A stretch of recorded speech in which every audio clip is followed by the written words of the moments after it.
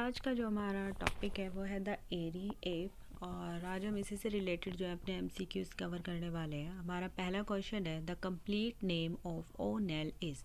जो ओनेल थे उनका कंप्लीट नेम क्या है? Eugene Glad O'Neill, Eugene Gladstone O'Neill, Eugene Gladstone O'Neill और नन ऑफ दीज।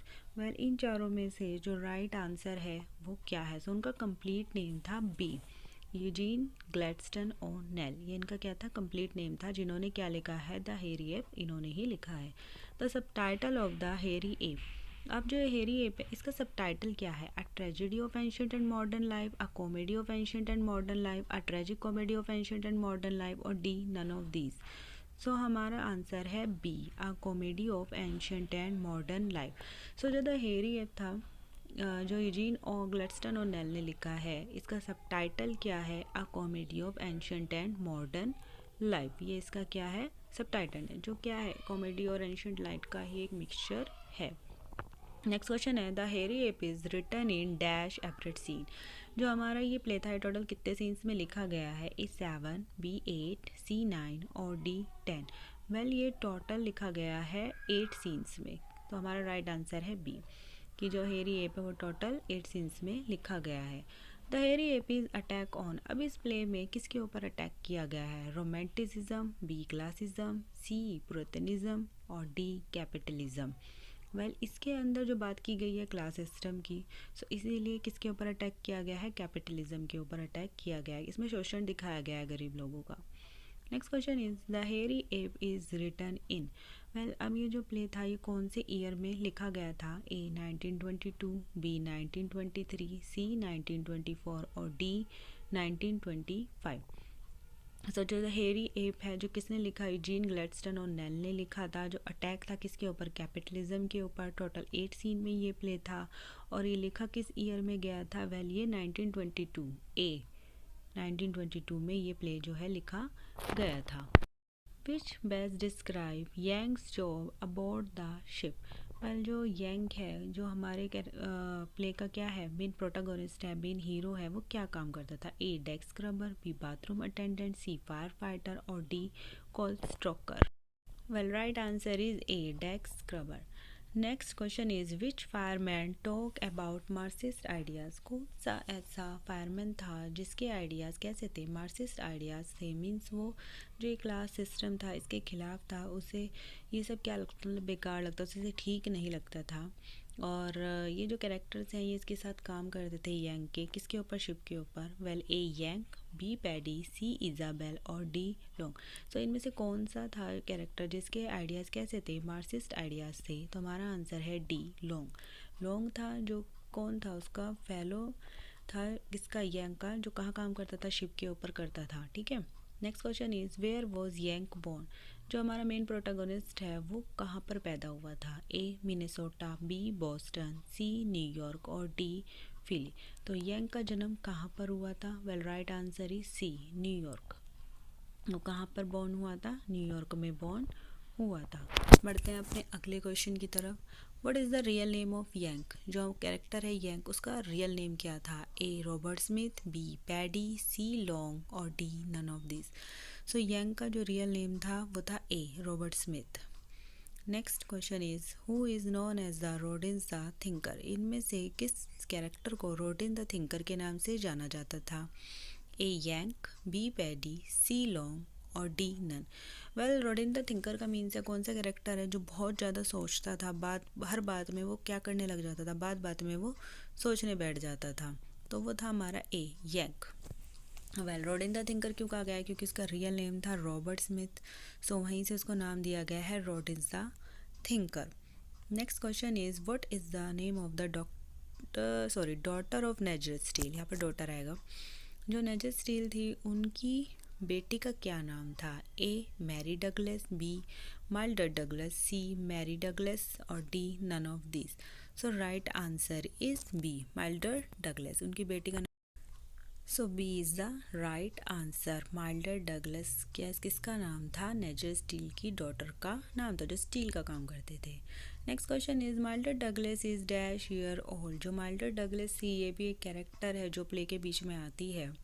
उसकी क्या एज थी? ए 17, बी 18, C19 और D20। सो हमारा राइट आंसर है डी 20 ईयर ओल्ड। जो माइल्डर डगलस थी वो कितने साल की थी? 20 ईयर्स ओल्ड थी, 20 साल की थी वो। Next question is I care for nobody, no not I, and nobody cares for me, who says these lines. मैं किसी की परवाह नहीं करता और ना ही कोई मेरी परवाह करता है। ये लाइन इस प्ले में किसके द्वारा बोली गई है? A Yank, B Long, C Paddy, D none of this. तो हमारा आंसर है सी पैडी। ये लाइन किसने बोली है? वेल ये लाइन पैडी ने बोली है। ये भी एक फायरमैन था जो किसके साथ काम करता था? यंग के साथ काम करता था। Next question is I have 50 dresses like this, I will throw this one into the sea when come back, date out to wash it clean, don't you think who speaks. मेरे पास इस जैसी 50 dresses हैं और जब मैं वापस आऊँगी तो मैं इसे कहाँ फेंक दूँगी? सी में फेंक दूँगी, ना कि मैं इसे धोने बैठूँगी। तो तुम्हें क्या लगता है? वेल ये लाइन किसने बोली है? ए यंक, बी लॉन्ग, सी माइल्डर्ड और डी नन। वेल हमारा आंसर है सी माइल्डर्ड। ये लाइन किसने बोली है? माइल्डर्ड ने बोली है। वेल जब वो नीचे जाती है फायरमैन्स को देखने के लिए तो उसे इंजीनियर बोलता है कि तुम्हारी ड्रेस कैसी है? वाइट है, गंदी हो जाएगी, चेंज कर लो। तब वो ये लाइन बोलती है कि मेरे पास ऐसी बहुत सी है और मुझे कोई फ़र्क नहीं पड़ता अगर ये ख़राब भी हो जाती है तो। Next question is she was all white, I thought she was a ghost, sure, who says this.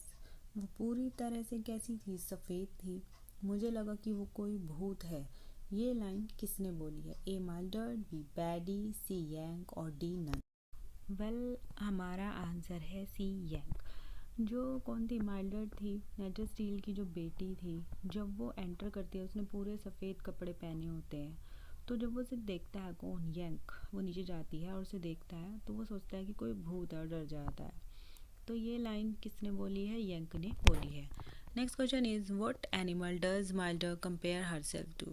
जो माइल्डर थी वो अपने आप को किस जानवर से कंपेयर करती है? ए मंकी, बी स्नेक, सी जैगुआर और डी लेपर्ड। सो हमारा आंसर है डी लेपर्ड। वो अपने आप को किससे कंपेयर करती है? लेपर्ड से कंपेयर करती है। Now next question is why does Mulder go down into the stock hall? जो माल्डर थी वो स्टॉक हॉल में क्यों गई? वेल स्टॉक हॉल जहाँ पर वो सारे जो फायरमैन थे यंक और उसके साथ ही वो काम कर रहे थे, तो उसे स्टॉक हॉल बोला गया है। और जो माल्डर थी वो नीचे गई थी उन्हें देखने के लिए। तो यहाँ क्वेश्चन किया गया है कि वो स्टॉक हॉल में क्यों गई? Well, A. She has a fetish for ape-like man. B. She is doing a sociology project on firemen. C. She want to see how the other half lives. D. Her aunt tell her she should see what real work is like. Well, वो अपनी aunt के साथ गई थी वहाँ पर और question पूछा गया है कि वहाँ नीचे वो क्यों गई थी। So हमारा राइट आंसर है C. She want to see how the other half lives. वो देखना चाहती थी कि जो बाकी के लोग हैं यानी जो गरीब लोग हैं वो कैसे रहते हैं। तो वो देखने के लिए काफ़ी एक्साइटेड थी। तो वो क्या करती है, जब आती है तो वो इंजीनियर से झूठ बोलती है कि मैंने अपने पापा से परमिशन ले लिया, जबकि उसने कोई परमिशन नहीं ली होती। और वो नीचे जाती है और देखना चाहती थी कि वहाँ पर जो गरीब लोग हैं वो कैसे काम करते हैं। Next is what does Yank make the gentleman miss. Well जो यंक है वो जो जेंटलमैन था, मतलब सब लोगों को परेशान कर रहा होता है ताकि उनका रिएक्शन ले सके। तो उसकी वजह से जेंटलमैन थे वो क्या मिस कर देते हैं? A his cab, B his appointment, C his meeting और डी हिज बस।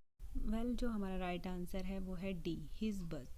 वेल जो यंक था, जब माइल्डर उन्हें देखने आती है तो उस बात से काफ़ी ऑफेंसिव हो जाता है। उसे बहुत बुरा लगता है कि क्या हम कोई जानवर हैं जो हमें यहाँ पर देखने आई। उसे बात अच्छी नहीं लगती। और जब वो कहाँ जाता है, 5th एवेन्यू में जाता है, तो वहाँ पर जो वो इन लोगों को देखता है, वाइट कॉलर लोग को, तो उनके सामने क्या जाने लगता है, मतलब उनके सामने आता है, उन्हें परेशान करता है ताकि वो लोग क्या करें, रिएक्शन करें। उन्हें परेशान कर रहा होता है। तो उसकी वजह से क्या होता है कि एक जो जेंटलमैन थे उनकी बस जो है वो उसकी वजह से मिस हो जाती है। Now our next question is what does Yang tell the other inmate he is? जब वो बस मिस हो जाती है तो उस वजह से उसे कहाँ डाल दिया जाता है? जेल में डाल दिया जाता है। तो जब वो जेल में जाता है वहाँ पर जो उसके और भी इनमेट होते हैं, मतलब उसके साथ ही जो कैदी होते हैं, तो वो उन्हें क्या बताता है? A a gentleman, B normal guy, C baboon, the हेरी एप। तो वो उन्हें कहता है कि मैं कौन हूँ? एक हेरी एप हूँ। वो अपने आप को द हेरी एप बताता है किससे, अपने अदर इनमेट्स को, यानी इसके साथी जो कैदी होते हैं, जेल में बंद होते हैं, उनको अपने आप को इंट्रोड्यूस करने के लिए कहता है कि मैं द हेयरी एप हूँ। Next question is how are the Wobblies described in the speech read by Yank's inmate. जो वुबलीज थे उसे जो यंग के अदर इनमेट्स होते हैं, साथी कैदी होते हैं, वो उसे कैसे डिस्क्राइब करते हैं, वो उसे एक स्पीच पढ़ के सुनाते हैं और वहाँ पर वुबलीज को कैसे डिस्क्राइब किया जाता है।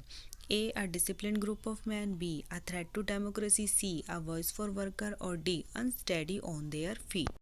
तो our right answer is B a threat to democracy. तो जो उनके यंग का जो इनमेट होता है वो स्पीच में मुबलिस को ऐसे डिस्क्राइब करता है कि वो डेमोक्रेसी के लिए क्या है, एक थ्रेट है, और मतलब ये खतरा है, ये इसके खिलाफ है। और जो यंग था वो पहले बहुत ज़्यादा क्या था, गुस्से में था इन लोगों के लिए, अपर क्लास के लिए, और उन्हें पहले ही बहुत ज़्यादा नुकसान पहुंचाना चाहता था। उसे लगता था कि जितनी भी स्टील की जो कंपनीज़ हैं मुझे उन्हें क्या करना होगा, डिस्ट्रॉय करना होगा। तो उसे लगता है कि जो वुबलीज़ हैं वो इसमें इस काम को करने में क्या करेंगे, उसकी हेल्प करेंगे, क्योंकि वो उसे क्या लगा कि ये क्या है, डेमोक्रेसी के लिए क्या है, एक थ्रेट है।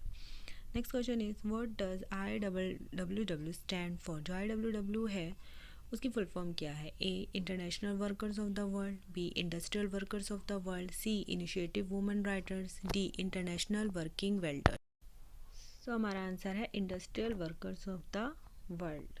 Next question is why does Yank knock on the door of the IWW। जब यंग है वहाँ पर जाता है वुबली से मिलने के लिए, मतलब वो सोचता है कि ये क्या है, काफ़ी सीक्रेट कंपनी है, मुझे जाना चाहिए, तो वो जाता है और उनके डोर पे क्या करता है, नॉक करने लगता है। तो वो उनके डोर पे जाके नॉक क्यों करता है। Well A he think he is entering secret club, B a sign tell him to knock, C he want to polite, D the door is lock. Well right answer is A he think is entering a secret club. Well वो वहाँ जाता है क्योंकि उसे लगता है कि, मतलब वो बहुत ज़्यादा गुस्से में होता है। उसे लगता है कि जब एल्डर उन्हें देखने आई तो उसे बहुत गुस्सा आता है कि क्या हम कोई ज़ू हैं। तो उसे लगता है कि गवर्नमेंट क्या कर रही है, हमारा कुछ भी भला नहीं कर रही है, गवर्नमेंट के ख़िलाफ़ होता है। जितनी भी स्टील इंडस्ट्रीज़ होती है उनको क्या करना चाहता है, डिस्ट्रॉय करना चाहता है।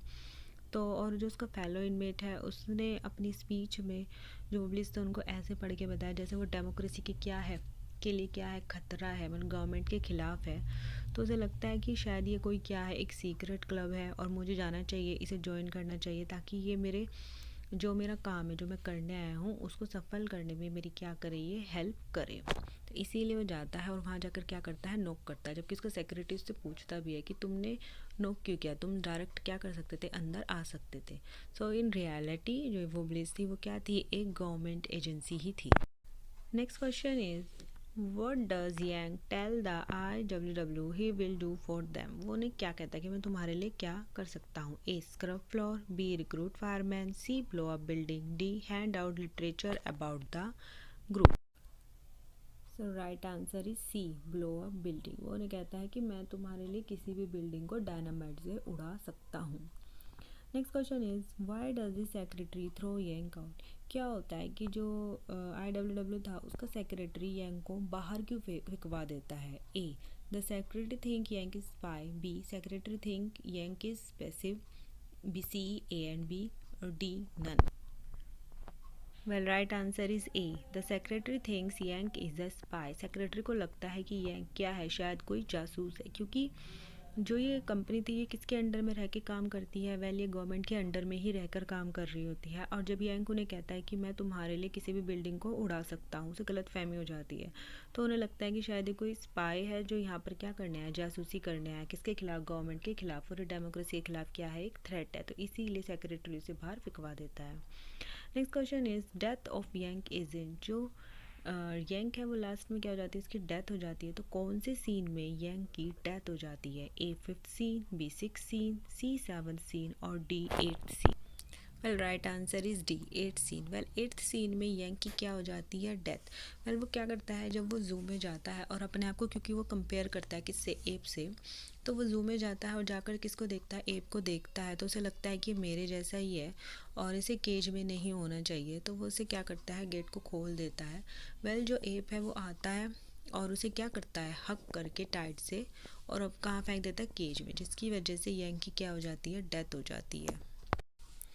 Next question is, ladies and gents, step forward and take a slant at the one and originally hair ape from the wild soap who speaks. Play में ये लाइन किसके द्वारा बोली गई है? वेल की लेडीज़ एंड जेंटलमैन, आइए और देखिए सिर्फ एक ओरिजिनल, कौन? हेरी एप, जो कहाँ से आया है? जंगलों से आया है। A Yank, B Paddy, C Mildred, D none. So right answer is A Yank. Well Yank जब एप उसको मारकर कहाँ डाल देता है? अपनी केज में डाल देता है। तब ये लाइन बोलता है कि आइए और अपने कदम आगे बढ़ाइए और देखिए किसको? एक वन एंड ओरिजिनल हेरी एप को, जिसको कहाँ से लाया गया है? जंगलों में से लाया गया। So this the line, what is the truth, said jesting Pilate and would not stay for an answer. Francis Bacon का कौन सा ऐसे है जो इस लाइन से स्टार्ट होता है, व्हाट इज़ ट्रूथ, कि ट्रूथ क्या है? और उसके बाद वो उसके आंसर के लिए भी नहीं रुकते। वो एक क्वेश्चन पूछते हैं लेकिन उसके आंसर के लिए नहीं रुकते। तो ये जो लाइंस है उनकी किस ऐसे की स्टार्टिंग के लिए यूज़ की गई है? सो हमारा आंसर है ए, ऑफ ट्रूथ। ये ऑफ ट्रूथ की फर्स्ट लाइन है जिससे ये ऐसे स्टार्ट होता है।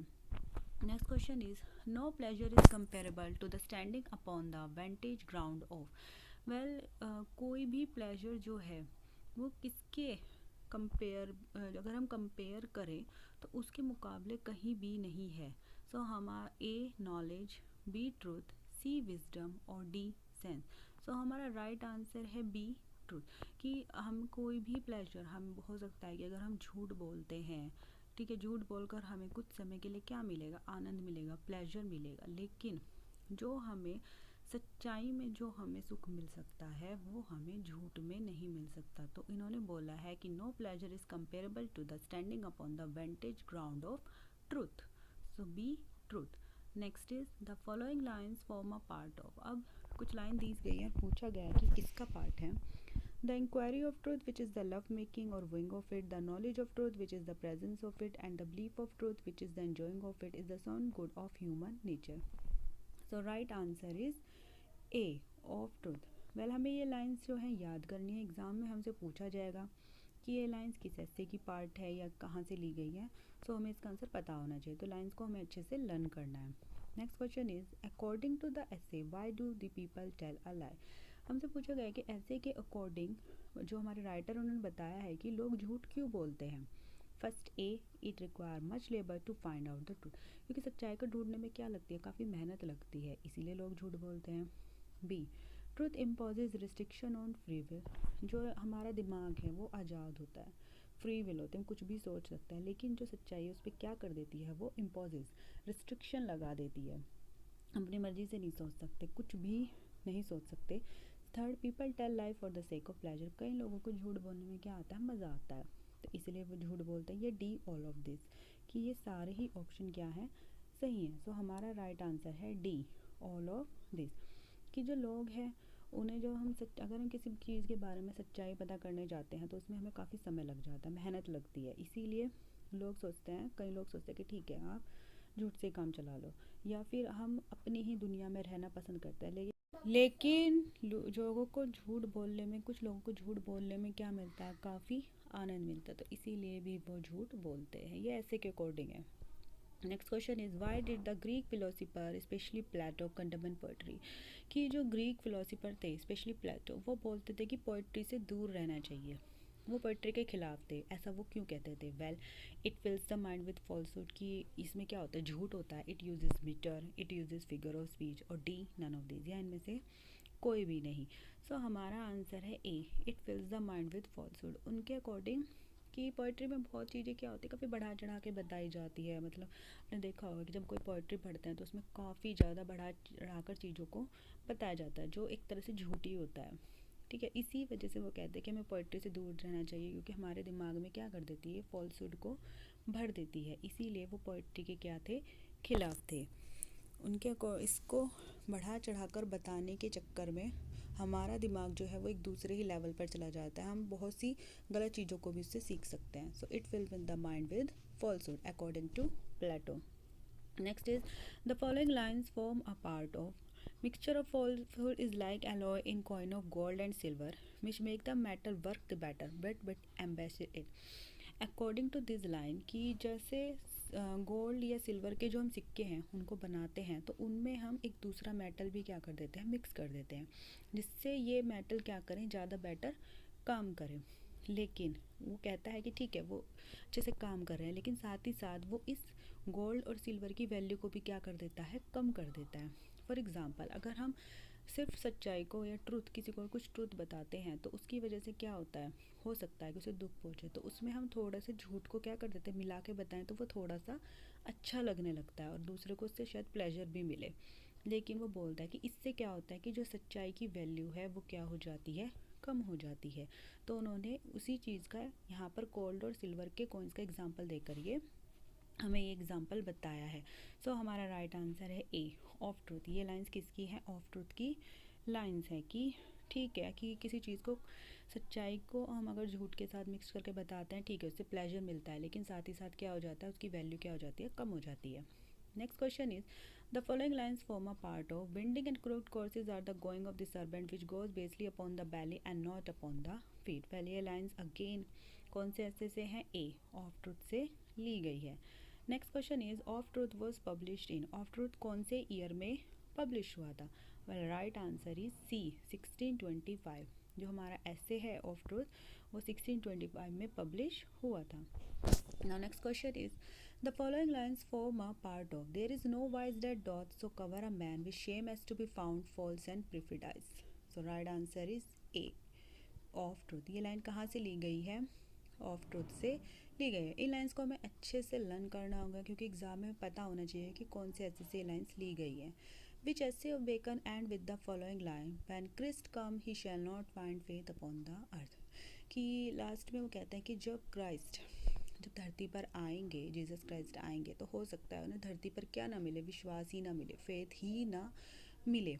तो ये जो है हमारे किस ऐसे की एंडिंग लाइंस हैं, लास्ट में यूज़ की गई है। तो ऑब्वियसली हमारे essay of truth, A of truth की last. First question is which of the following was the first essay to be published in the first edition of 1597। तो 1597 में जो पहला ऐसे पब्लिश हुआ था फर्स्ट एडिशन में, वो कौन सा था। A of studies, B of expense, C of truth और D of marriage. So right answer is A, of studies. Next question is the first edition of Bacon essay 1597 was dedicated to। जो उनका पहला addition था bacon का essays का, वो उन्होंने किसको डेडिकेट किया था। A his brother Anthony, B his father, C his mother और D his wife. So right answer is A, his brother Anthony. उन्होंने जो इसको डेडिकेट किया था अपने ब्रदर एंथनी को ये ऐसे डेडिकेट किया था।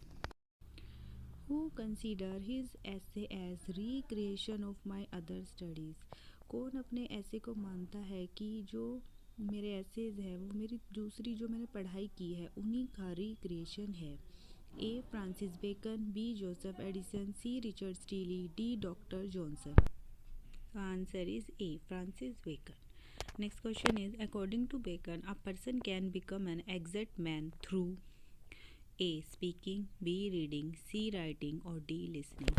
तो बेकन के अकॉर्डिंग किसकी वजह से एक आदमी जो है वो क्या बन सकता है, एक एग्जैक्ट मैन बन सकता है। सो हमारा आंसर है सी, राइटिंग। राइटिंग की वजह से कोई भी इंसान एग्जैक्ट मैन बन सकता है। Next question is the chief use for delight is in dash and dash.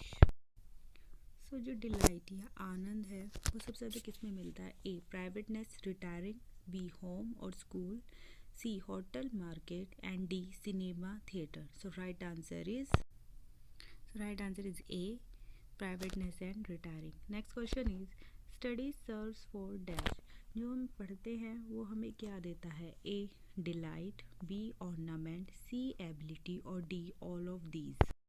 So right answer is D, all of this. ये हमें जो स्टडीज़ है उससे हमें डिलाइट, आनंद मिलता है, हमारे लिए एक ऑर्नामेंट का काम करता है और हमारी एबिलिटी को बढ़ाता है, इसलिए D is the right answer, all of this.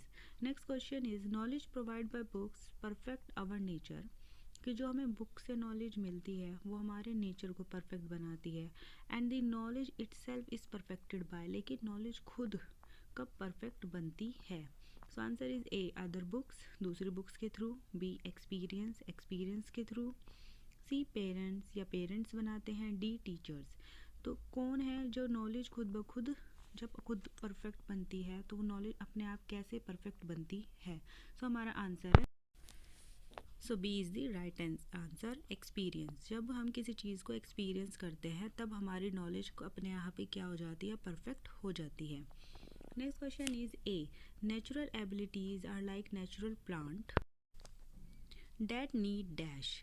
कि जो नेचुरल एबिलिटीज़ है, हमारी जो काबिलियत है हमारे अंदर अपने आप ही है, वो किसकी तरह है, एक प्लांट की तरह है जिसको किस चीज़ की ज़रूरत होती है, ए perfection, B reading, C writing, D पर्निंग। तो राइट आंसर इज डी पर्निंग। पर्निंग का मीन्स होता है कटाई छटाई करना। जैसे पेड़ों की जो एक्स्ट्रा जो वो होती है, टहनियाँ होती है, उनको क्या कर दिया जाता है, उनको काट दिया जाता है। उसी तरह हमारी एबिलिटीज़ को भी निखारने की क्या होती है, ज़रूरत होती है। इसीलिए यहाँ पर जो नेचुरल एबिलिटीज़ हैं उनको किससे कंपेयर किया गया है, नेचुरल प्लांट से कंपेयर किया गया है। Next question is crafty man studies, A praise, B condemn, C love, or D admire. So right answer is B condemn. Next question is 10. Crafty man condemn studies, simple man admire them, and wise man dash them. तो जो crafty man होते हैं वो क्या करते हैं, अपनी पढ़ाई को अपने विचारों में लाते हैं, अपनी स्पीच को उससे डेकोरेट करते हैं, राइट। एंड सिंपल मैन क्या करते हैं, जो साधारण लोग होते हैं उनका एडमायर करते हैं। एंड वाइस मैन जो बुद्धिमान लोग होते हैं वो क्या करते हैं, अपनी स्टडीज़ को ए प्रेज उनकी प्रशंसा करते हैं, बी यूज़ उसका इस्तेमाल करते हैं, सी लव प्यार करते हैं, और डी एडमायर या फिर उसको एडमायर करते हैं। तो हमारा राइट आंसर है बी यूज़। वो उसको क्या करते हैं, यूज़ करते हैं। वाइज मैन अपनी स्टडीज़ को अपनी लाइफ में यूज़ करते हैं। Next question is read not to contradict and dash, A quarrel, B confuse, C love, और D admire. So right answer is B, confused. So read not to contradict and confute. Next question is some books are to be dash, other to be dash, and some few things be chewed and dash. So right answer is A, tasted, swallowed, digested. According to Bacon के according कि कुछ books को हम parts में पढ़ते हैं और कुछ बुक्स को हम कम्प्लीटली पढ़ते हैं, और जिन बुक्स को हम सिर्फ रीडिंग के पर्पज़ से पढ़ते हैं लेकिन और बिना समझे सिर्फ पढ़ लेते हैं, ऐसी बुक के लिए उन्होंने वर्ड यूज़ किया है स्वेलोड। और जिन बुक्स को हम अपनी नॉलेज के लिए पढ़ते हैं, जिनको हम अंडरस्टैंड करते हैं, समझते हैं, उन बुक्स के लिए उन्होंने वर्ड यूज़ किया है डाइजेस्टेड। मीन्स कि हम उनको क्या करते हैं, पढ़ते हैं और अच्छी तरह से अपनी नॉलेज हमारी उनसे बढ़ती है।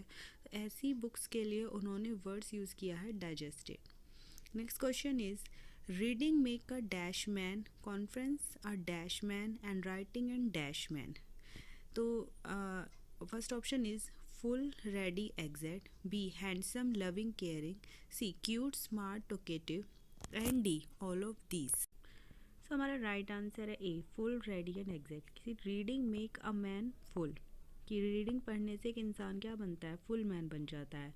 Conference makes a man ready, और जब हम अपने आप से कॉन्फ्रेंस करते हैं तो उससे हम अपने आप को क्या महसूस करते हैं, रेडी महसूस करते हैं। And writing makes a man exact, और जब हम लिखते हैं तब हम पूरी तरह से क्या बन जाते हैं, कंप्लीट हो जाते हैं। मतलब अगर हम किसी चीज़ को पढ़ रहे हैं तो पढ़ने से वो हमें समझ में आती है, और कॉन्फ्रेंस जब हम उसे अपनी बातों में यूज़ करते हैं तो इससे पता लगता है कि अब हम क्या हैं, रेडी हो चुके हैं। और जब हम उसे लिखते हैं तो हम क्या बन जाते हैं, पूरी तरह से एग्जैक्ट बन जाते हैं। मतलब अब हमें वो चीज़ पूरी तरह से समझ में आ गई है। If a man right little he had need have a dash. अगर कोई इंसान किसी चीज़ को याद करने के लिए बहुत थोड़ा सा ही कहीं पर लिख लेता है तो इससे क्या पता चलता है, ए कनिंगनेस कि वो काफ़ी चतुर है, बी एम्प्टी माइंड कि उसके पास क्या नहीं है, दिमाग नहीं है, सी फ्री टाइम कि उसके पास बहुत सारा समय है, और डी ग्रेट मेमोरी कि उसकी मेमोरी बहुत अच्छी है। So right answer is D great memory. अगर हम कहीं पर थोड़ा सा लिख लेते हैं तो इससे पता लगता है कि हमारी मेमोरी बहुत अच्छी है। Next question is history make man dash, poets dash, the mathematics dash, A wise witty subtle, B handsome loving care, C cute smart talkative, और D all of these. Right answer is A wise witty subtle. History makes man, history पढ़ने से इंसान की जो wisdom होती है वो बढ़ती है, उसे एनकरेज करती है। पोइट्स की पोइट्री पढ़ने से कैसा माइंड होता है, विटी। एंड मैथमेटिक्स क्या करता है, सबटल कर देता है किसको, हमारे दिमाग को, में काफ़ी हमें इंटेलिजेंट बना देता है, चतुर बना देता है। So right answer is A.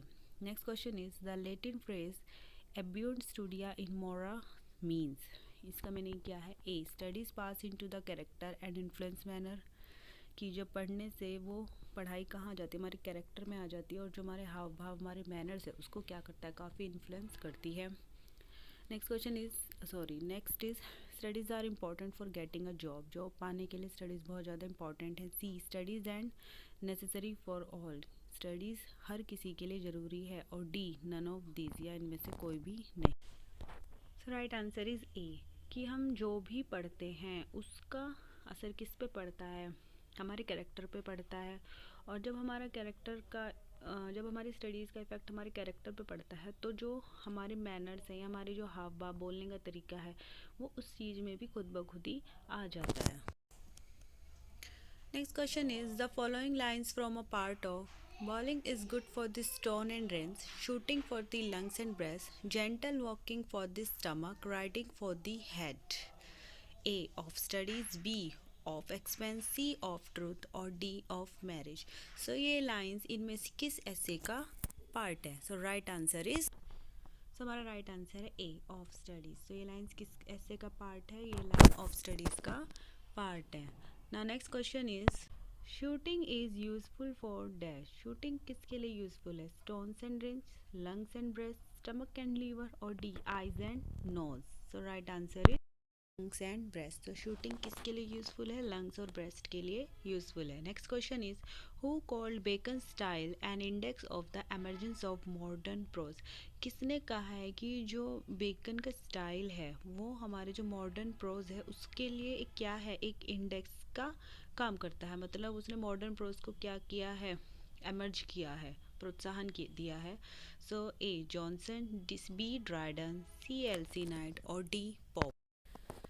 So C L C Knight is the right answer. तो किसने बोला है कि Bacon style and index of the emergence of modern prose? So L C Knight ने ये लाइन बोली है किसके लिए? फ्रांसिस बेकन के राइटिंग स्टाइल को क्या बताया है, इंडेक्स बताया है मॉडर्न प्रोज के एमरजेंस को। मतलब बताया कि मॉडर्न प्रोज को जिसने ज़्यादा वो किया है, प्रोत्साहन दिया, किसने दिया है? फ्रांसिस बेकन के स्टाइल ने। Next question is council civil and moral is the subtitle given to. ये सबटाइटल किसको दिया गया है? A Bacon essay, B Hooker's pamphlet, C Montaigne essay या D Nash no. So right answer is A Bacon essay. Bacon के essay को कहा गया है। Next question is who called Bacon the first essayist. किसने बेकन को पहला essayist बताया है कि इन्होंने सबसे पहले ऐसे लिखने स्टार्ट किए?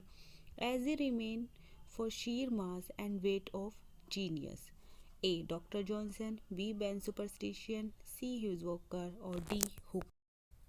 सो C is the right answer.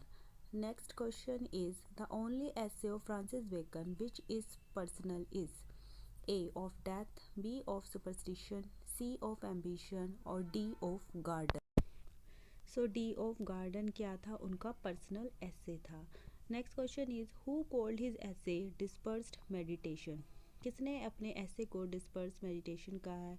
A Francis Bacon, B Joseph Addison, C Richard Steele और D doctor John. So right answer is A Francis Bacon ने अपने एसेस को क्या कहा है? डिस्पर्स मेडिटेशन कहा। Next question is what does Bacon mean by the phrase that some books are to be read by a deputy? A that one must appoint an assistant to read the book, कि हमें अपनी book पढ़ने के लिए एक assistant को higher करना चाहिए। Next that one should read only the summary, एक जिसे सिर्फ समरी पढ़नी चाहिए। सी the one should appoint a secretary who will make a preface to give the summary of the book, कि एक सेक्रेटरी को अपॉइंट करना चाहिए जिसे पूरी बुक का एक छोटा सा क्या बना देना चाहिए? प्रिसाइज बना देना चाहिए।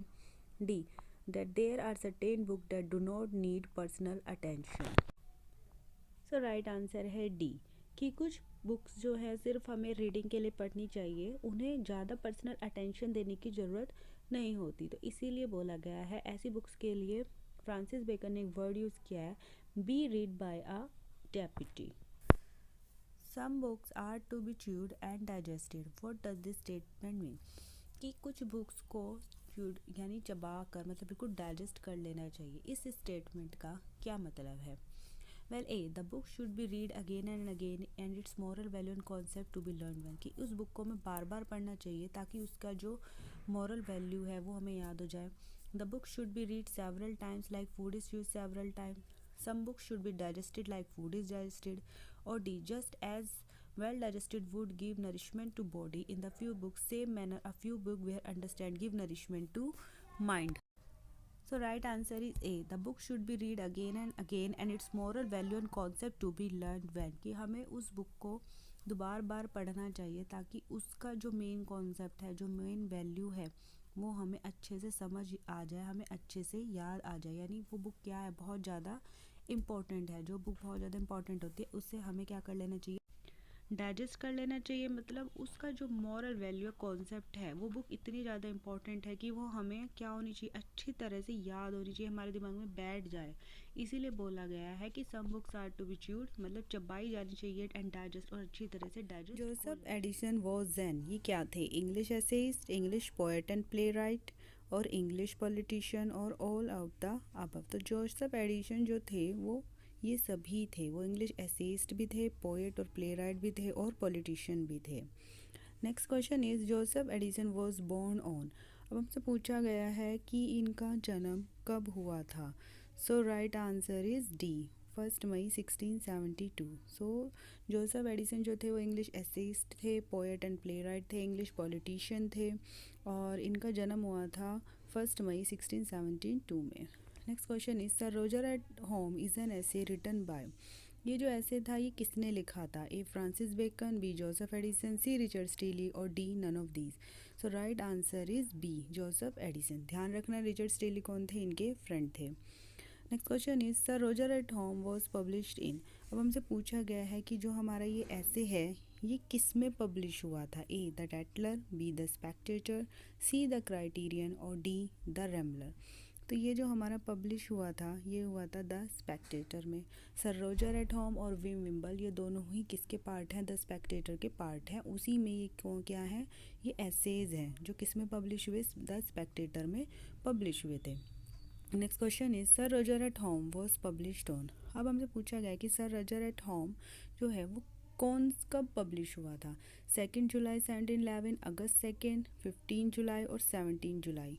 तो आंसर है 2 जुलाई 1711 में ये जो हमारा ऐसे था ये पब्लिश हुआ था। Now next is very important question, the number of sir Roger at home in spectator paper is. जब ये छपा था तो ये कौन से नंबर का ऐसे था? 106, 107, 108 और 109। सो राइट आंसर इज़ 106, 106। तो 106 नंबर का ये हमारा ऐसे था जो किस में छपा था? द स्पेक्टेटर में छपा था। Next question is the essay in which there appear the character Sir Roger de Coverley are also known as. So ये एक दूसरे नाम से भी जाना जाता था। वो क्या है? A, Pickwick papers, B, daily newspaper, C, Roger paper, और D, Coverley papers. So right answer is D, Coverley papers. इसका जो अदर नेम था वो कावर्ली पेपर्स भी है। Next question is who introduce a fictitious character name sir Roger in his ऐसे। तो sir Roger जो है इन्होंने लिखा है, जोसेफ एडिसन ने यूज़ किया है, लेकिन एक और थे जो राइटर थे उन्होंने भी इसका क्या किया है? यूज़ किया है। तो वो कौन थे? Francis Bacon, Joseph Addison, C, Richard Steele, या both B and C. So Joseph Addison और रिचर्ड स्टीली इन दोनों ने ही अपने एसेज में इस कैरेक्टर को क्या किया है? इंट्रोड्यूस किया है। एक काल्पनिक कैरेक्टर है जो इन्होंने दोनों ही अपने वर्क में इसको क्या किया है? यूज़ किया है। What is the full name of sir Roger? Sir Roger का पूरा नाम क्या था? A, Sir Roger de Coverley, Sir Roger de Waverley, Sir Roger de Lovely, और D, none of these. So right answer is A, Sir Roger de Coverley is the full name of mister Sir Roger. Next question is why does the Spectator visit Sir Roger de Coverley. जो Spectator हैं वो sir Roger de कावर्ली से मिलने के लिए क्यों जाते हैं? A, to attend a marriage party, B, to attend his birthday, C, just to meet him after long, or B, D, because he received an invitation from sir Roger. तो जो Spectator हैं वो कहाँ जाते हैं? वो सर रॉजर डी कावर्ली के यहाँ पर रहने जाते हैं। कितने दिन के लिए? पूरे 1 महीने के लिए उनके यहाँ रहने जाते हैं। तो वो क्यों जाते हैं? तो right answer is D, because he receive an invitation from sir Roger, क्योंकि उन्हें सर रॉजर के द्वारा क्या मिला था? एक इन्विटेशन मिला था, और उस इन्विटेशन के मिलने के बाद ही वो उनके यहाँ रहने के लिए जाते हैं। वो दोनों आपस में क्या होते हैं? फ्रेंड्स होते हैं। तो वो अपने फ्रेंड के यहीं पर रहने जाते हैं। और ये जो सर रॉजर हैं काफ़ी रिच हैं, इनके पास बहुत ज़्यादा क्या था? कंफर्ट था। Next is how is sir Roger related to the Spectator. अब पूछा गया कि सर रॉजर स्पेक्टेटर से कैसे रिलेटेड है। A, Sir Roger is is mentor, Sir Roger is elder brother, Sir Roger is friend, Sir Roger is is landlord. तो मैंने अभी बताया C, Sir Roger is friend, उनके फ्रेंड थे। Next question is who among the following is not among the member of the Spectator club. इनमें से कौन the Spectator club के मेंबर नहीं है। A, Captain Sentry, B, Sir Roger de कार्ली, C, Sir Andrew Freeport the merchant, और D, Templar a lawyer who is sick of his profession. तो हमसे पूछा गया है कि कौन है जो स्पेक्टेटर क्लब के मेंबर नहीं है। वेल, स्पेक्टेटर क्लब में टोटल 6 मेंबर्स थे, और वो 6 मेंबर्स में से जो ये हमारे चारों ही स्पेक्टेटर क्लब के मेंबर थे, और साथ में जो 2 और थे वो थे विल हनीकॉम और the clergyman. So Captain Sentry, Sir Roger de Coverley, Sir Andrew Freeport the merchant, Templar a lawyer his sick of his profession, Will Honeycomb और द क्लर्जीमैन। ये 6 के 6 कौन थे? द स्पेक्टेटर क्लब के members थे। Next is who is given the responsibility to take care of mister Spectator. जब mister Spectator कहाँ गए? सर रॉजर के यहाँ पर, उनके इनविटेशन पर उनके यहाँ रहने गए, तो किसको रिस्पॉन्सिबिलिटी दी गई थी कि वो मिस्टर स्पेक्टेटर का ध्यान रखें? कहाँ पर? सर रॉजर के घर पर। So A, Sir Roger, B, chaplain, C, butler और D, gardeners. So right answer is B, chaplain, sorry C, butler. So जो बटलर है, सर रॉजर ने अपने बटलर को जिम्मेदारी दी कि तुम्हें जो है मिस्टर स्पेक्टेटर जो है हमारे गेस्ट हैं, उनका क्या रखना है? ध्यान रखना है। Next question is at his home Sir Roger gave the Spectator. So जब जो स्पेक्टेटर थे वो कहाँ रहने गए? सर रॉजर के घर पर रहने गए, तो उन्होंने क्या ध्यान रखा था? तो उन्होंने ध्यान रखा था every kind of freedom he wanted, कि उन्हें जो भी आज़ादी चाहिए थी उनके घर में, मिस्टर सर रॉजर ने उन्हें वो दी। वो कैसे थे? जो स्पेक्टेटर थे बहुत ही ज़्यादा रिजर्व इंसान थे, उन्हें ज़्यादा किसी में घुलना मिलना पसंद नहीं था, बहुत कम बोलते थे। सो उन्हें पूरी आज़ादी दी गई कि वो अपने स्पेस में रहे, कोई भी उन्हें बिना वजह कोई भी उन्हें डिस्टर्ब नहीं करने देता, वो आराम से वहाँ अपना काम करते थे। Next question is who has been living with sir Roger at his house above 30 years. कौन था जो सर रॉजर के साथ पिछले 30 साल तक उन्हीं के घर में रह रहा था? बटलर, चैम्पलिन, नर्स और doctor. So right answer is B, chaplain. Chaplain जो था सर रॉजर के साथ उन्हीं के घर में पिछले 30 साल से रह रहा था। Next question is which of the following names are mention in the essay sir Roger at home.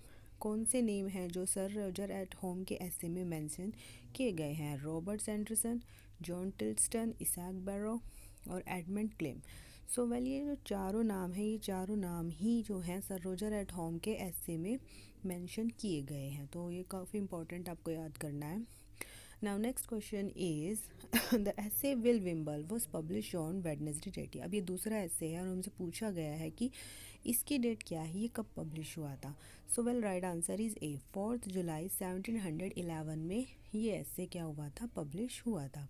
Now next question is at which number the essay Will Wimble was publish in the Spectator. So ये भी the Spectator में publish हुआ, और ये कौन से number का essay था? Well, D, 100 A. 100 is 6 for what? Sir Roger, and 108 for Will Wimble. तो दोनों क्या हैं? ऐसे हैं जो द स्पेक्टेटर में पब्लिश हुए थे। Next question is the character of Wimble has been identified with. So ये जो विल विम्बल का आइडेंटिफाई था किसको डेडिकेटेड था, किसको देखकर बनाया गया था? सो मिस्टर थॉमस मोरक्राफ्ट के ऊपर ये बेस था, ये उन्हीं से आइडेंटिफाई करता था।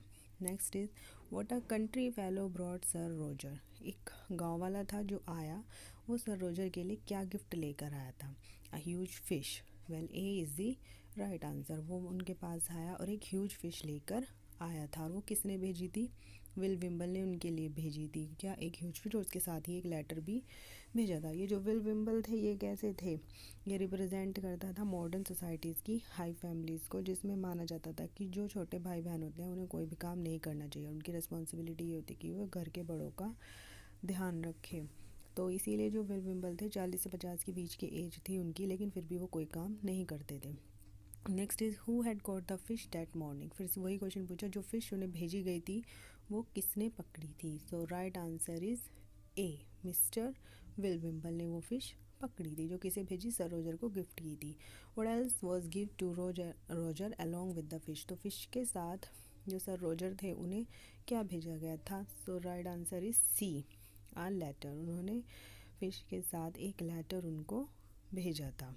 नाउ नेक्स्ट क्वेश्चन इज़ एक चीज़ और कि जब उन्होंने फ़िश तो एज अ गिफ्ट उनके लिए भेजी और उसके साथ उन्होंने एक लेटर भेजा, तो उस लेटर में ये लिखा हुआ था कि मैं जल्द ही तुमसे मिलने आने वाला हूँ। वो किसी काम में बिज़ी था, जो काम था वो कोई इतना इम्पोर्टेंट नहीं होता, लेकिन फिर भी वो बिज़ी रहते थे। Next is who has written that letter. तो वो लेटर किसने लिखा था। ऑब्वियसली वो लेटर किसने लिखा है, ए, विल विम्बल ने वो लेटर लिखा था। किसके लिए, सर रोजर के लिए लिखा था कि मैं तुमसे मिलने आने वाला हूँ। और साथ में क्या भेजी थी, एक बड़ी फ़िश भेजी थी जो उन्होंने उसी दिन पकड़ी थी। Next question is Will Wimble is highly. So Will Wimble क्या किस तरह का ऐसे है, वेल सटारिकल ऐसे है, क्योंकि ये एक सटार था कि जो अर्ली डेज थे उस दौरान जो हाई फैमिलीज़ थी उनमें ये माना जाता था कि जो बड़े भाई हैं वो उन्हें काम करना चाहिए और जो छोटे भाई हैं उन्हें कोई काम नहीं करना चाहिए, क्योंकि उनका मानना था कि क्योंकि वो हाई फैमिली से बिलोंग करते हैं तो उन्हें अपनी डिग्निटी से नीचे का कोई भी काम नहीं करना चाहिए। इसीलिए विल विम्बल कोई भी काम नहीं करते थे, क्योंकि उनका मानना था कि अपनी डिग्निटी से नीचे में कोई छोटा मोटा काम नहीं कर सकता। और इसलिए वो क्या थे, बेरोज़गार थे। और वो हमेशा कैसे दूसरों को खुश करने के लिए उसी काम में क्या रहते थे, बिज़ी रहते थे और कोई भी ऐसा सीरियस काम नहीं करते थे। तो क्या हुआ, सटारिकल ऐसे हुआ। Next question is the essay Will Wimble highlight the foolishness of. तो ये किस चीज़ की फुलिशनेस को दिखाता है, ए, सोशल कन्वेंशन। ये सोशल कन्वेंशन की फुलिशनेस को दिखाता है कि मतलब अगर हम हाई फैमिली से काम बिलोंग करते हैं तो हमें कोई भी काम नहीं करना चाहिए। ऐसा कोई काम नहीं करना चाहिए जो हमारी मतलब हमारी डिग्निटी है उसे मैच ना करे, उससे नीचा हमें काम, क्योंकि हम अमीर हैं तो इसीलिए हम कोई भी छोटा मोटा काम नहीं करेंगे, भले ही हम बेरोज़गार रहें तो ऐसा कोई भी काम हम नहीं करेंगे। तो इसीलिए कैसा ऐसे है, एक सटारिकल ऐसे है और किसकी फुलिशनेस दिखाता है, सोशल कन्वेंशन की। Next question is mister Wimble represent the young brother in high families who are suppose to. तो वे जो हैं वो रिप्रेजेंट कैसे कर रहे हैं, हाई फैमिलीज़ में छोटे भाई को रिप्रेजेंट कर रहे हैं। So A, have fun in life, do fishing all the time, adopt fishing as a business और stay with family members and take care of them. So mister Wimble क्या है, यंग ब्रदर को represent कर रहे हैं high families में, जिनका मानना था कि उन्हें फैमिली मेम्बर्स के साथ ही रहना चाहिए और उनका क्या रखना चाहिए, ध्यान रखना चाहिए। Now next question is the high families maintain a tradition. तो हाई फैमिली ने एक ट्रेडिशन था जो मेंटेन किया हुआ था। वो क्या ट्रेडिशन था कि A, the young ones were not allowed to do work below their dignity. अपनी डिग्निटी से कोई भी नीचे का काम हमें नहीं करना है। सो राइट आंसर इज़ ए, वही कि हम क्या है, रिच हैं तो हम कोई भी छोटा मोटा काम तो नहीं कर सकते। इसीलिए हमें इसलिए क्योंकि वो छोटा है और बड़े भाई काम कर ही रहे हैं तो उसे कोई काम करने की ज़रूरत नहीं है। उसे क्या करना चाहिए, बस घर पर रहना चाहिए और अपने फैमिली मेम्बर्स का ध्यान रखना चाहिए। इसीलिए क्या है, ये एक सटारिकल ऐसे है। नाउ नेक्स्ट क्वेश्चन इज, अब इसमें एक मोटो भी दिया गया है दोनों ऐसे का। So the motto of sir Roger at home is from. जो इसका सर रोजर एट होम है, इसका मोटो कहाँ से लिया गया है, होरेस, द स्पेक्टेटर, लिबरल और Criterion. So right answer is A, ये होरेस से लिया गया है। The motto of Will Wimble is from, और विल विम्बल का जो मोटो है वो कहाँ से लिया गया है, one of the fables of Phaedrus, a Thracian slave, one of the fable of Phaedrus, a Thracian king, one of the fable of Phrasius, a Thracian minister. So right answer is A, one of the fable of Phaedrus, a Thracian slave से जो है इसका मोटो लिया गया है, Will Wimble का मोटो लिया गया है। अब the motto here plenty lived in wholesale pour of fruit for thee a copy shower rich honour of the quite plain. ये मोटो किस ऐसे का है, Will Wimble, of the club, Sir Roger at home और D, none of these. So right answer is C, Sir Roger at home का ये मोटो है। और इसमें इस मोटोस में ये पता लगता है कि जो सर रोजर थे उनके पास कंफर्ट की कोई भी कमी नहीं थी, उन्हें काफ़ी रिच थे, उनके पास हर तरह की लग्जरी आइटम क्या थी। तो हियर प्लेंटी से इस चीज़ का पता लगता है। Next question is the motto is out of breath to no purpose and very busy about nothing. मतलब बिना बात की सांस चढ़े हुए हैं, कोई भी इतना इंपॉर्टेंट काम नहीं कर रहे हैं, पूरे दिन के लिए बिजी हैं, लेकिन जिस चीज़ के लिए बिजी हैं वो इतना इंपॉर्टेंट है ही नहीं।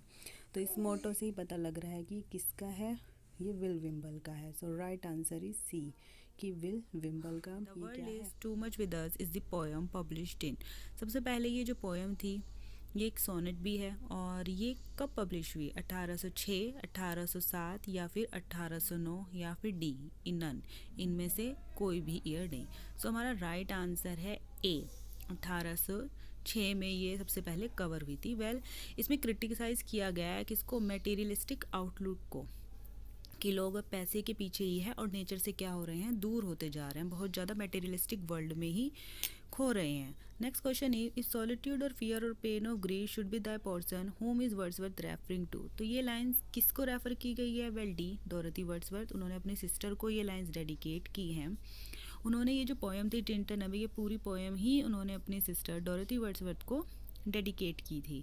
इस लाइंस में उन्होंने बताया है कि जब मैं चला जाऊंगा, मीन्स जब मेरी डेथ हो जाएगी, तो वो उनको एक पावर, एक वो दे रहे हैं कि भाई तुम मुझे क्या करना है, जो भी चाहे तुम दुख में हो या तुम खुश हो, कुछ भी हो, कोई भी तुम्हारा इमोशन हो, उसमें मैं उसका क्या रहूँगा, उसका हिस्सा रहूँगा, और मेरी डेथ के बाद भी तुम मुझे क्या करना, याद करना, मुझे भूल मत जाना। तो वो अपनी बहन के साथ रहते थे और अपनी बहन के साथ बहुत ज़्यादा क्लोज थे, तो वो इसीलिए उन्होंने ये पूरी नेचर की जो अपनी पोएम है टिंटन अबे, जो किसका पार्ट थी, लिरिकल बैलाड का पार्ट थी, जो 1798 में पब्लिश हुई थी, उसका पार्ट है, और किसको डेडिकेट की गई है? डोरथी वर्ड्सवर्थ को डेडिकेट की गई है।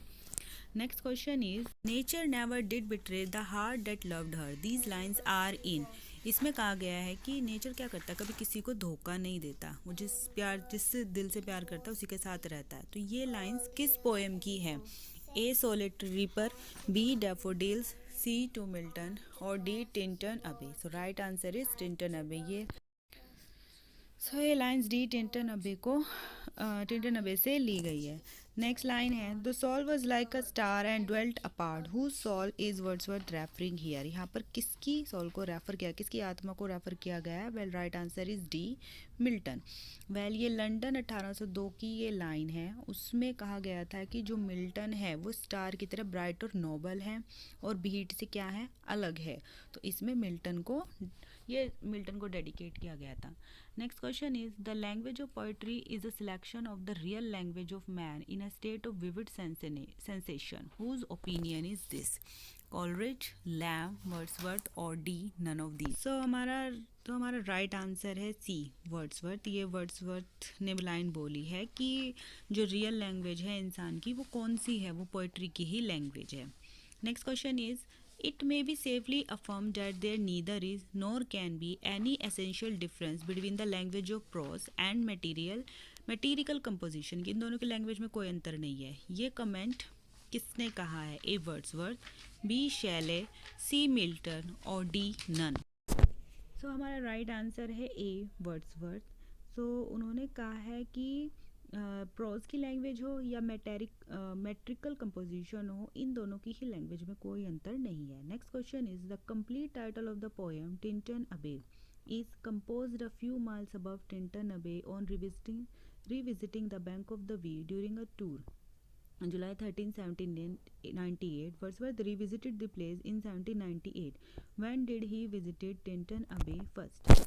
तो उन्होंने बताया है कि इसका कंप्लीट टाइटल जो है पोएम टिंटन अबे का, ये है composed a few miles above Tintern अबे। तो उन्होंने ये पोएम तब लिखी थी जब वो दूसरी बार वहाँ पर गए थे। वहाँ पर एक नदी थी, उसके किनारे जब दूसरी बार गए थे तब उन्होंने पोएम लिखी थी। कब? 13 जुलाई 1798। ऑब्वियसली लिरिकल बैलेट का ये पार्ट है, और ये तब उन्होंने लिखी थी। तो हमसे पूछा गया है कि भाई सेकेंड टाइम तो वो तब गए, लेकिन फर्स्ट टाइम वो कौन से ईयर में वहाँ पर गए थे?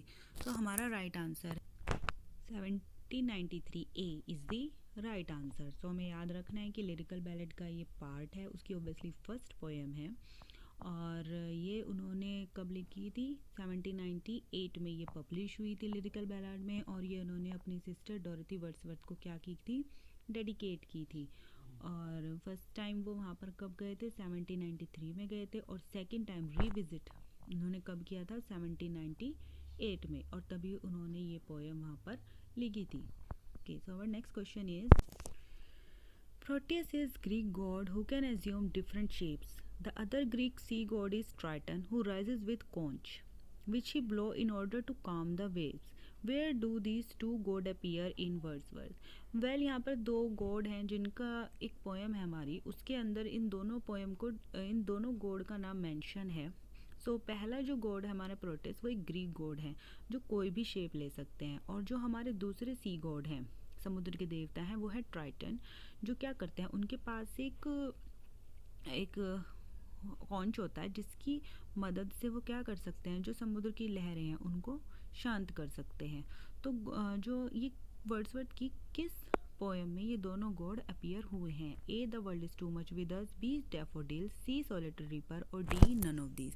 सो right answer is A the world is too much with us. तो ये दोनों ही जो गॉड थे, प्रोटेस और कौन? ट्राइटन। प्रोटेस एक ग्रीक गॉड है और ट्राइटन कौन है? एक सी गॉड है, और इन दोनों का ही नेम किस पोएम में मेंशन किया गया है? The world is too much with अस में मेंशन किया गया है।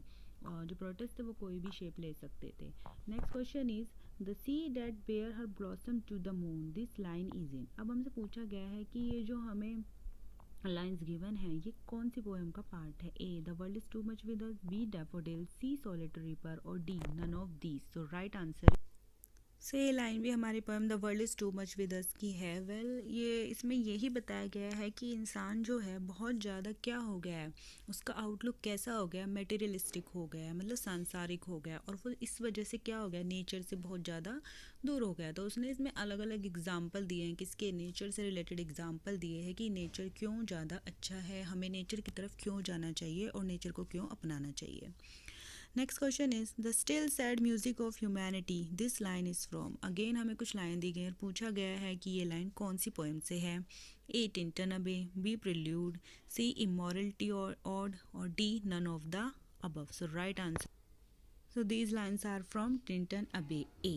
Next question is we are laid asleep in body and become a living soul, where do these lines appear? ये lines कहाँ पर appear हुई है? A. Ode on intimation of immorality, B. Solitary bird, C. Tintin Abbey, or D. none of the above. So right answer is C. Tintin Abbey is the right answer.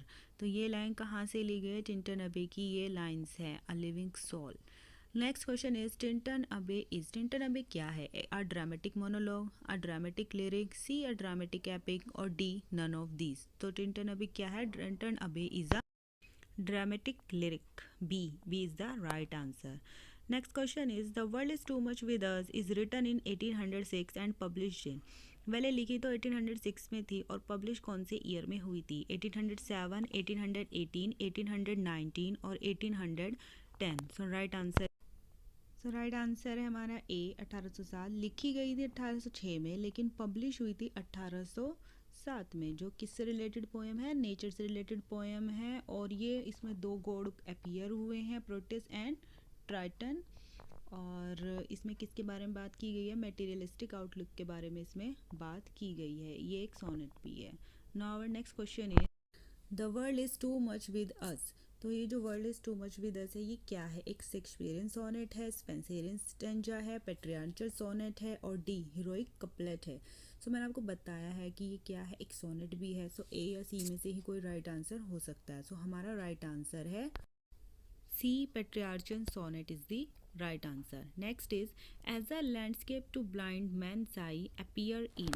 ये जो lines है ये कौन सी poem में appear हुई है? A Michael, B daffodil, C the world is too much with us, या D Tintern Abbey. So right answer D Tintern Abbey. ये डी टिंटन अबे की ये पार्ट्स हैं। Next question is 5 years have passed, 5 summers with the length of 5 long winter. These are the opening lines of.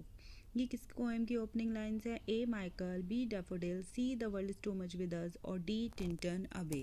Well the right answer is, so D is the right answer, Tintern Abbey. क्योंकि इसमें 5 years क्यों बोला? क्योंकि first time वो जब वो गया था वहाँ पर 1793 में, और अब वो यहाँ पर सेकेंड टाइम आया है 1798 में, और तब उसने ये पोएम लिखी है कौन सी? टिंटन अबे।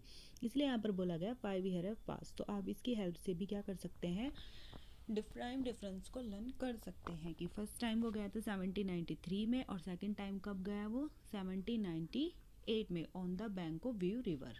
Okay, so our next question is the theory of blessed moon appears in. Theory of blessed moon कौन सी पोएम में अपीयर हुई है? टिंटन अबे, माइकल, डैफोडिल्स और D the world is too much with us.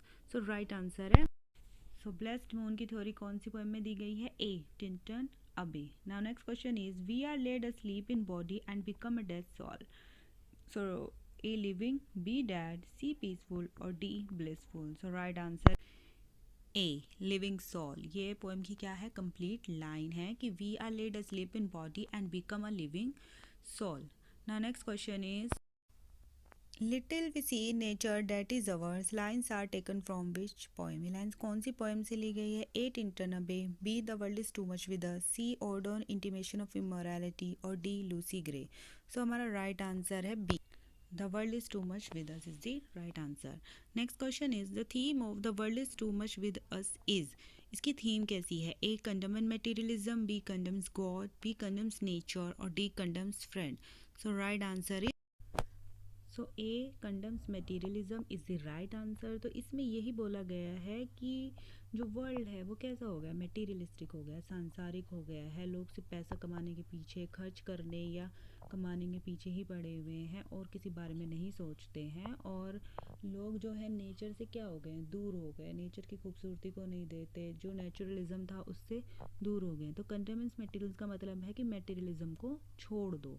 तो इसमें उसी के बारे में बोला गया. इसकी मेन थे उनका बर्थ हुआ था 12 मार्च 1672 में जुबलिन आयरलैंड. ये आयरिश थे, 18वीं सेंचुरी के एसेज थे और डेथ हुई थी इनकी 1 सितंबर 1729 यूके में. सो हमारा पहला क्वेश्चन है स्टीली बिलोंग्स टू. तो स्टीली कौन सी सेंचुरी से बिलोंग करते थे? 17th, 18th, 19th और 20th. So right answer is B 18th century. ये 18th सेंचुरी के राइटर थे. Next question is Steele is dash member of parliament. Steele जो थे कौन सी पार्लियामेंट के मेंबर थे? A a lord, B a Tory, C a Whig और D none. So right answer is C a Whig. ये Whig member of parliament के member थे. And next question is Steele is a member of ladies club, Lord club, Bloomsbury club और Kit Kat club. सो एक और club के member थे तो वो था किट कैट क्लब. सो ये विग मेंबर ऑफ पार्लियामेंट थे और किट कैट क्लब के भी क्या थे? मेंबर थे. Now next question is who uses the pseudonym Isaac Bickerstaff. Isaac Bickerstaff नाम यूज़ कर कौन ऐसे अपने वर्क को लिखता था? ए स्टीली, बी एडिसन, सी लैम और D Lucas. So right answer is A steely. Steely का जो सिडोनिम था या अनदर पेन नेम था वो था Isaac Bickerstaff. Next question is name the widow whom Steele married. कौन थी जिससे स्टीली ने क्या की थी?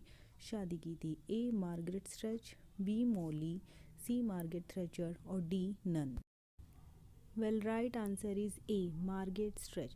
जो मार्गरेट स्ट्रेच थी ये इनकी कौन सी वाइफ थी? वेल ये इनकी सेकंड वाइफ थी. इनकी 3 शादी हुई थी. फर्स्ट मैरी स्टीली, दूसरी मार्गरेट स्ट्रेच और तीसरी मैरी शुरलॉक.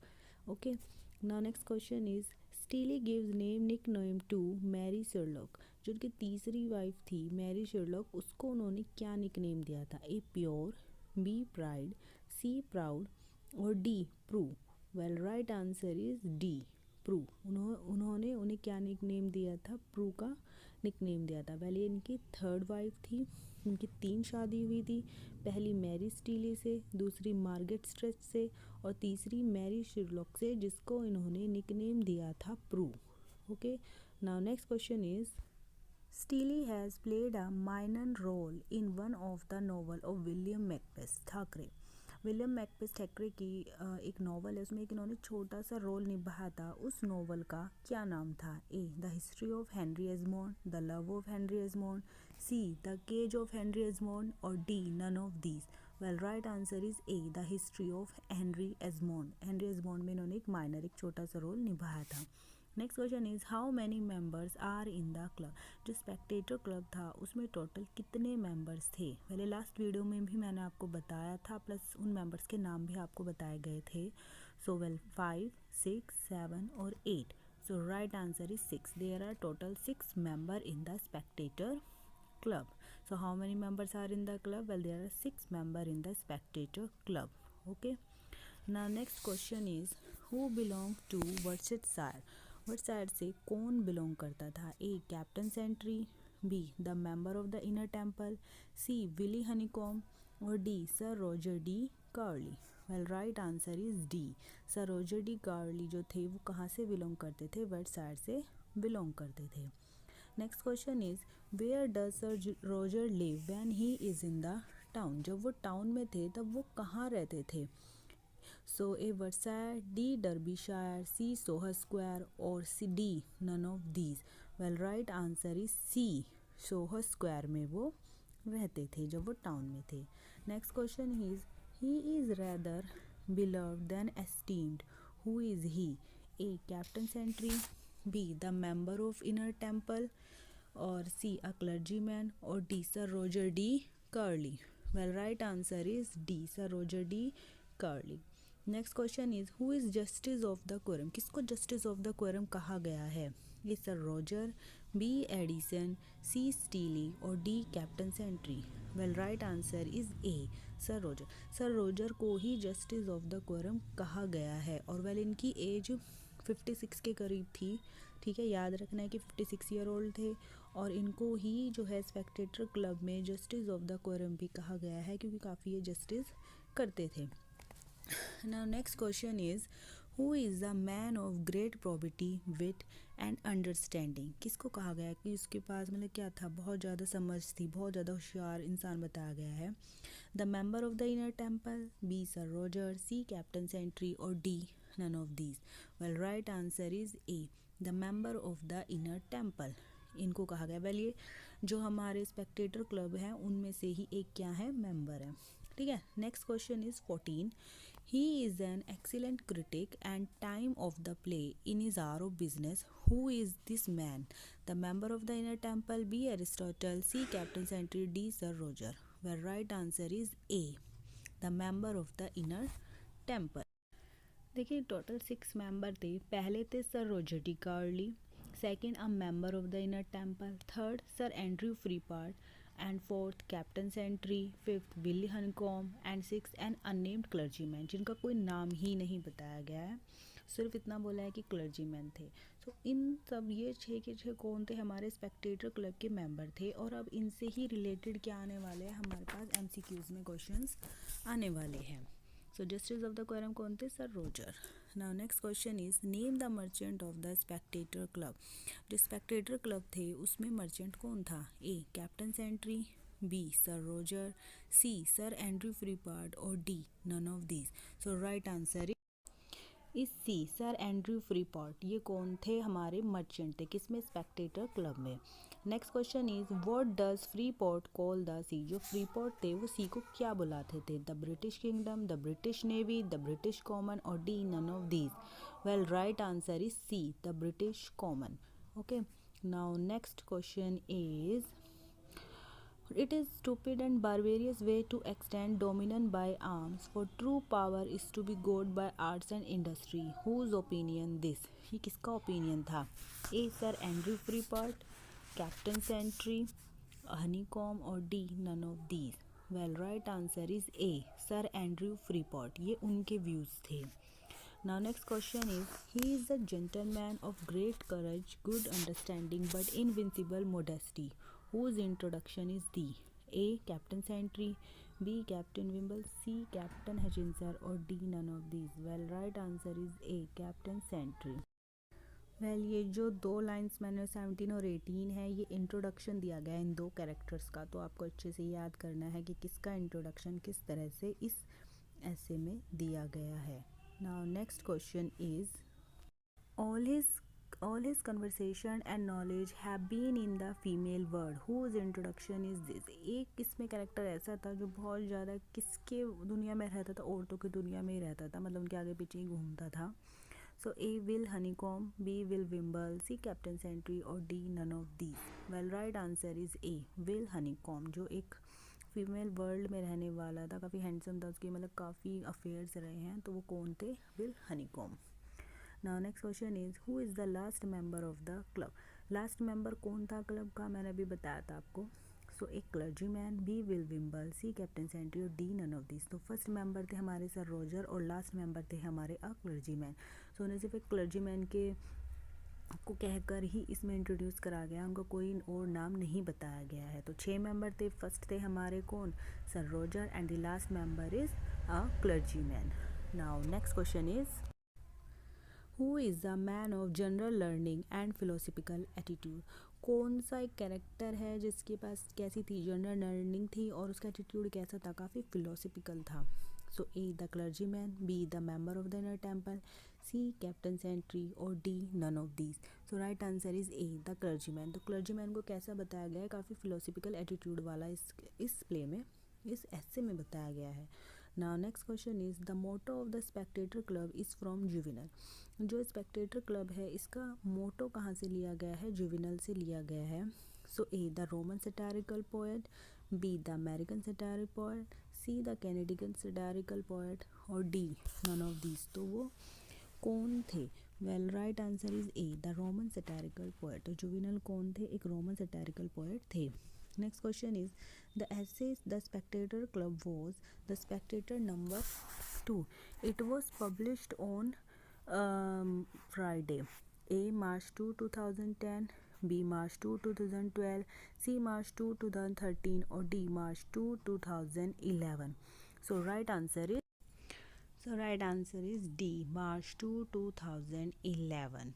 तो March 2, 2011 में the Spectator club, the Spectator number 2 जो है हमारे क्या हुआ था? पब्लिश हुआ था ऑन फ्राइडे. हमें ये भी याद रखना है कि कौन से डे में. So it's Friday. Now next question is the essay began with the Latin phrase as it Elisax at plurals under conclatement or. ये जो हमारा ऐसे था एक लेटिन फ्रेज से स्टार्ट हुआ था जो यहाँ पर दिया गया है. और ये फ्रेज किससे लिया गया था? पहले मैं पीछे पढ़ा था कि कहाँ से लिया है. एक रोमन सटारिकल पोएट थे जुवेनल, वहाँ से लिया गया है. सो हमारा आंसर होगा ए जुवेनल सटायर्स. ठीक है. और इसका मीनिंग क्या है? जो ये लाइन्स है जिससे हमारा लैटिन लाइन से स्टार्ट हुआ है. Well 6 more at least join their consenting voice. कम से कम 6 और चाहिए अपनी वॉइस को इसमें जोड़ने के लिए. 6 मेंबर थे तो इसीलिए 6 बोला गया है. और स्टार्ट हुआ था लैटिन फ्रेज से. याद करना है कहाँ से लिया था? रोमन सटारिकल पोएट जुवेनल से इसका मोटो लिया गया था. Next question is what is Soha square. जहाँ पर जब टाउन में जाते थे सर रोजर तो रुकते थे. सो सोहा स्क्वायर क्या है? The name of a character in essay, the name of servant in sir Roger's house, a part of London famous for fashion in 18th century. So right answer is C a part of London famous for fashion in 18th century. यानी कि London में एक जगह थी जो 18th century में अपने fashion के लिए बहुत ज़्यादा क्या थी? फेमस थी. और वहाँ पर जब टाउन में जाते थे कौन रुकते थे? Sir Roger. हमारे क्लब के जो पहले मेंबर थे वो वहाँ पर रुकते थे. Next question is who left the world because he was not fit for it. किसने दुनिया को छोड़ दिया क्योंकि उसे लगता था कि मैं तो इस दुनिया में क्या नहीं होता? फिट ही नहीं होता. A Sir Andrew Freeport, B the Templar, C Will Honeycomb and D Captain Sentry. So right answer is Sir Andrew Freeport. A is the right answer. उन्हें लगता था कि मैं इस वर्ल्ड के लिए फिट ही नहीं होता और उन्होंने क्या किया था? इस वर्ल्ड को छोड़ दिया. So thank you for watching my videos. Please like and subscribe and don't forget to press the bell icon. Thank you.